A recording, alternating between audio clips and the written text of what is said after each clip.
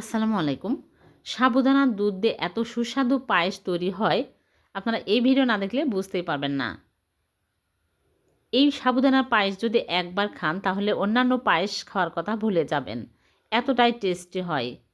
আশা করছি আপনাদের কাছে ভালো লাগবে। তাহলে চলুন দেখে নেই। প্রথমে একটা বোলের মধ্যে নিয়ে নিচ্ছি সাবুদানা হাফ কাপ।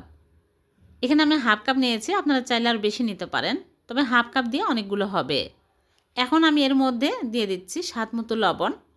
ভালো করে মিক্স করে নেব। তারপরে নর্মাল পানি নিয়েছি, অল্প অল্প করে দিয়ে মাখিয়ে নেব। এখানে কিন্তু বেশি পানি দেওয়া যাবে না, হাফ কাপের মতো পানি দিয়ে আমি মাখিয়ে নিচ্ছি এরকম করে। পরে কিন্তু এগুলো ফুলে একদম ডবল হয়ে যাবে। এখন আমি ঢেকে রেখে দিব 10 মিনিট। 10 মিনিটে ফুলে যাবে। 10 মিনিট পর ফিরে আসলাম। এখন আমি ঢাকনা খুলে আপনাদেরকে দেখাচ্ছি ফুলে গেছে। ফুলে একদম নরম হয়ে গেছে। এখন আমি ভালো করে এরম করে ডলে ডলে মথে নেব। দেখতে ঝরঝরে মনে হচ্ছে, কিন্তু পরে দেখবেন মাখতে মাখতে একদম ডোয়ের মতো হয়ে যাবে, নরম হয়ে আছে। ভালো করে মাখিয়ে নিতে হবে। এখানে কিন্তু পানি দেওয়া যাবে না, তাহলে নরম হয়ে যাবে, ভালো হবে না।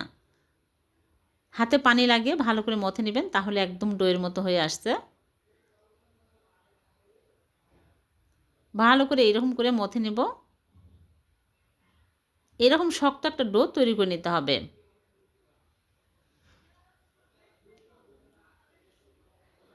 হয়ে গেছে, এরকম হবে ডো। এখন আমি অল্প অল্প করে নিয়ে ছোট ছোট করে আমি বল বানিয়ে নিচ্ছি। হয়ে গেল একটা। এরকম করে আমি সবগুলো বানিয়ে নেব। একদম ছোট ছোট করে বানিয়ে নিচ্ছে। খুবই মজার এই সাবুদানার পায়েস। আপনারা এভাবে বানিয়ে দেখবেন, মুখে লেগে থাকবে এর স্বাদ। সবগুলো বানানো হয়ে গেছে, একদম ঝরঝরে হয়েছে, এরকম হবে। এখন আমি এক সাইডে রেখে দিলাম, মালাই তৈরি করে নেব। চুলায় প্যান বসিয়ে দিয়ে দিচ্ছি দুধ। এখানে আমি আগে দুধ জাল করে একদম ঘন করে নিয়েছি। 3 কাপ দিয়ে দিচ্ছি। ঘন দুধ দিলে এই পায়েসটা খেতে বেশি মজার হবে। 2টা এলাচ দিয়ে দিচ্ছি আর দারচিনির টুকরা দিয়ে দিচ্ছি। 3টা এলাচ দিয়ে দিলাম আর দারচিনির টুকরা 2টা দিয়ে আমি এখন আরও বেশি টেস্টি করার জন্য 1/3 কাপ গুঁড়া দুধ দিয়ে দিলাম। দিয়ে ভালো করে নেড়েচেড়ে জাল করে বলক তুলে নেব। আর এখানে আপনারা চাইলে কনডেন্স মিল্কও দিতে পারবেন। আমি চিনি দিয়ে দিচ্ছি। এখানে পরিমাণ মতো চিনি দিতে হবে। এখানে চিনি নিয়েছি 1/3 কাপের একটু কম। চিনি আপনারা আপনাদের স্বাদ অনুযায়ী অ্যাড করে নেবেন। এখন আমি ভালোভাবে বলক তুলে নিব। ভালোভাবে বলক চলে আসলে আমি দিয়ে দিচ্ছি সাবুদানার বল। সবগুলো দিয়ে আমি ভালো করে নেড়েচেড়ে ঢেকে জাল করব 10 মিনিট।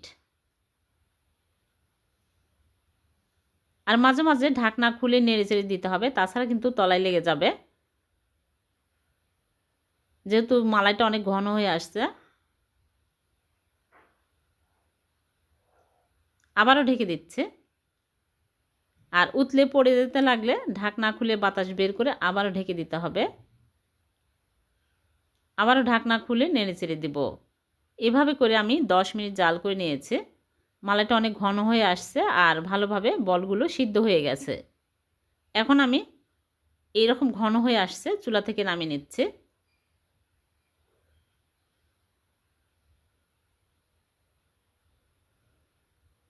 চুলা থেকে নামিয়ে আমি ঠান্ডা করতে রেখে দিব। ঠান্ডা হওয়ার পর সার্ভ করে আপনাদেরকে দেখাবো। এখনও খাওয়া যাবে।